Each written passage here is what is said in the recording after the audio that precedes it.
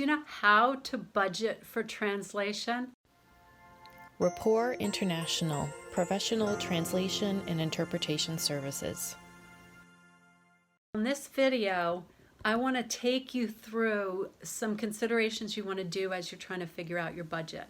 So the first is to understand why the translation is being done. Okay, because if you understand why it's being done, then you can figure out what you need to translate. You can cut out all the extra stuff, or you can look at what might be duplicate content and not have to send that for translation, because the more content you send, the more expensive it's going to be. So really think about what you actually need to get done.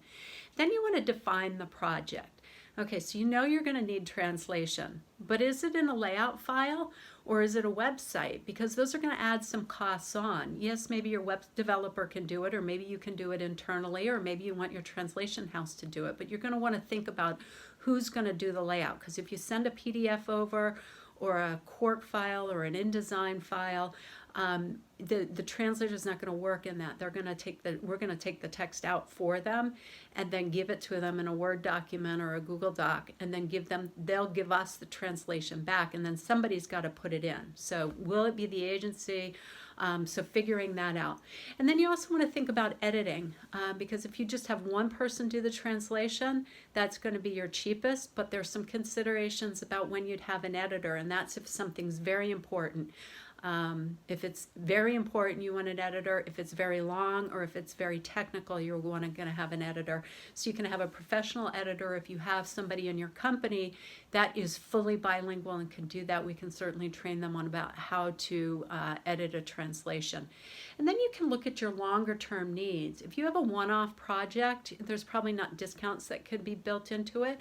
But if you have ongoing monthly needs, you're doing a newsletter, or if you've got social content that's going out, or you're handling so many, authorization forms or anything like that that you have on a consistent basis, then there's room for negotiation on some discounts of that could happen in there. So a good rule of thumb that I've figured out over the years is, if you think about hiring a professional writer, how much that would cost, a professional translator is going to be about the same amount, because they've got to have the same skills as the writer, but they've got to be able to do it in 2 languages. So it's a highly skilled resource, but there are ways to build a budget around it. Now, if you want to get an idea for budgeting, you can go visit our website at rapporttranslations.com.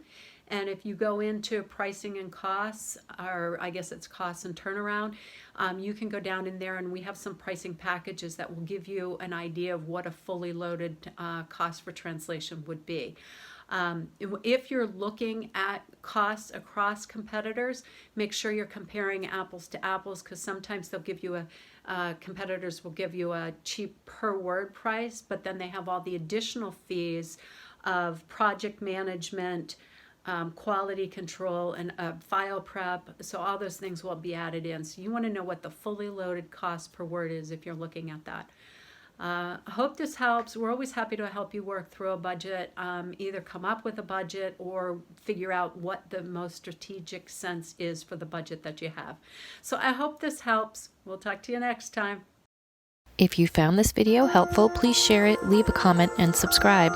If you like hearing fun language and culture facts and goofs, use the link below to subscribe to our bi-monthly Tidbit newsletter. And of course, visit our website for more information or to schedule a free translation assessment.